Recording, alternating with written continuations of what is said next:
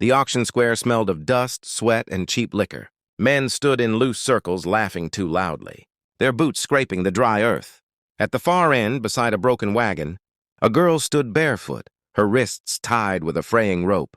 Her eyes didn't look at anyone. They couldn't. Everyone in the town knew her as the blind girl, orphaned, useless, they said, a burden no one wanted to feed anymore.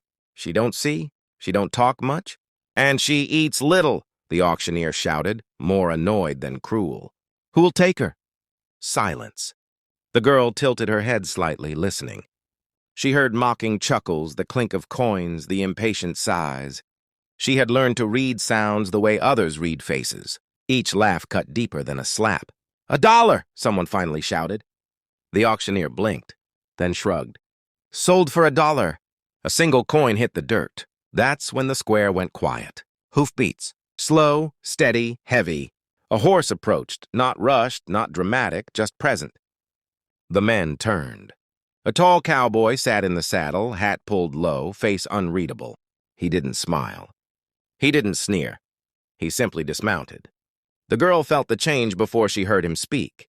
The air shifted like before a storm. He walked toward her. Each step was calm, controlled. When he stopped in front of her, she sensed his height, his stillness. He didn't grab her, didn't touch the rope, didn't speak right away. Then gently he took her hand. Not roughly, not possessively, just steady. Her fingers trembled. She tried to pull back out of instinct, years of fear flaring. But his grip didn't tighten. It stayed warm, patient. I'll take her, he said quietly. The auctioneer laughed. Already sold, friend. Dollarman owns her now. The cowboy reached into his coat and dropped a small leather pouch onto the wagon. Coins spilled out, silver, not copper. For the town, he said. And for her freedom. Murmurs rippled through the crowd. She's blind, someone scoffed. Can't work. The cowboy didn't turn. Neither can hate, he replied. But y'all keep it anyway. He untied the rope himself. The girl felt the pressure on her wrists disappear. She stood frozen, unsure what freedom felt like anymore. Can you walk? He asked her, not loudly, not softly.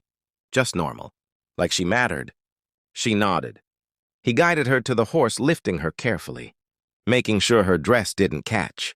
When he climbed up behind her, he didn't crowd her space. He let the reins rest loosely in her hands. You can hold them, he said. I'll guide. They rode out of the square under a sky that felt suddenly wider.